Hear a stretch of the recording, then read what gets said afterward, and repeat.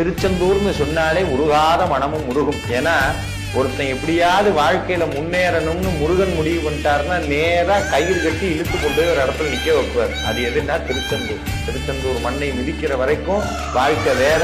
அதுக்கு மண்ணை மிதிச்சு முருகன் உங்களை பார்த்துட்டாருன்னா அதுக்கப்புறம் வாழ்க்கை வேற. அது அத்தனையும் தாண்டி முருகன் உங்களை திருச்செந்தூர் வர வைக்கணும்னு முடிவு பண்ணிட்டாருன்னா நீங்க எழுதி வச்சுக்கலாம், உங்களுடைய தலையெழுத்தை முருகப்பெருமான் மாற்ற இருக்கிறார். ஏன்னா முருக பக்தர்களுக்கு ராஜதானின்னு சொன்னா அது திருச்செந்தூர் தான்.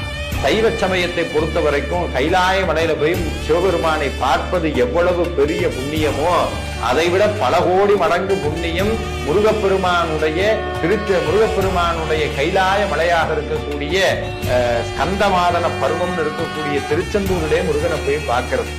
ஏன்னா திருச்செந்தூரை பத்தி புகழாத இலக்கியங்களே கிடையாது. நம்மளுடைய சங்க இலக்கியங்கள்ல தொடங்கி இப்ப இருக்கிற புலவர்கள் வரைக்கும் அத்தனை பேரும் திருச்செந்தூரை பாடுறாங்க. ஏன்னா திருச்செந்தூரை பாடுனாதான் நல்ல வாழ்க்கை.